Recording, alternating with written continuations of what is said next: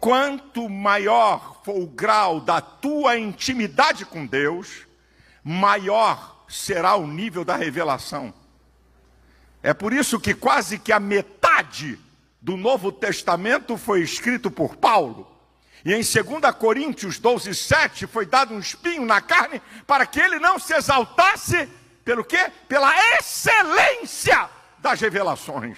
Porque esse homem possui intimidade com Deus. E eu quero dizer uma palavra: você pode ser pastor, mas o título de pastor não vai te dar intimidade com Deus. E eu digo uma coisa para o povo: tem crentes que tem mais intimidade com Deus do que pastor, porque obedece os princípios que eu acabei de falar. Então ele tem mais intimidade, por ter mais intimidade tem revelação que pastor não tem. Isso não é cargo, isso é obediência a princípios. Esse é um exemplo que eu e você temos que seguir. É uma instrução que nós encontramos na palavra de um ministério de excelência. Número 2, o que é que eu aprendo com Paulo? É que Paulo não abre mão da verdade do Evangelho. Não abre mão da verdade do Evangelho. Ah, se não existisse Gálatas. Gálatas é a carta da alforria da igreja. Se não existisse Gálatas, a igreja seria contaminada pelo legalismo judaico. E quando você chega em Gálatas capítulo 2, no versículo 5, ele diz: eu não me submeti nem por uma hora para que a verdade do Evangelho permanecesse entre vós.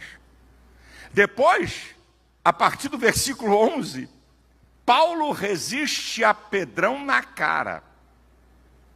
Está lá no texto, pai de igreja, porque era repreensível. Você continua lendo? Ele diz assim: é porque ele publicamente repreende a Pedro, porque eles não estavam direito falando a verdade do Evangelho.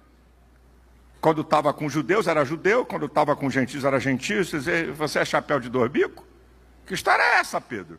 E ele, na igreja de Antioquia, ele repreende publicamente, diante de todo mundo, a Pedro.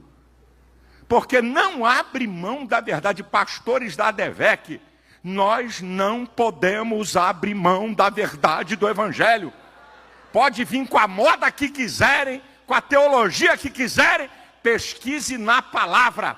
Pode pregar e o fogo cair, pode pregar e virar tudo. Eu estou só conferindo o que pregam aqui, ó, com 66. Vai falando aí, brother. Vamos lá, vamos ver se está aqui dentro. Eu sou da Bleia.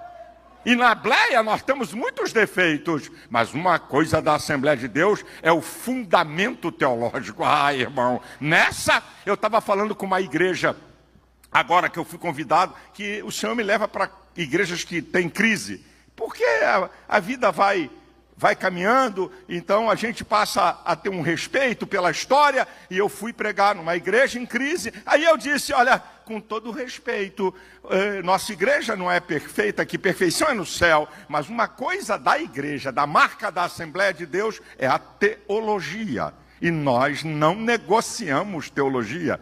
E o apóstolo Paulo, ele diz em 2 Coríntios capítulo 4, versículo 2, capítulo 2, versículo 17, fala sobre os falsificadores da palavra. Nós não podemos falsificar a palavra. E Paulo é tão ousado que Gálatas 1, 8 e 9 ele diz: olha, mesmo que eu ou um anjo vos anuncie um outro evangelho, seja amaldiçoado. E eu vou repetir: mesmo que eu ou um anjo do céu vos anuncie um outro evangelho, seja amaldiçoado. Pode aparecer alguém com transcendência, e alguém que opera milagres, e alguém que fala profecia. Ei, se torcer o princípio da palavra, não! Se torcer os fundamentos do Evangelho, não! Não podemos abrir mão da verdade do Evangelho.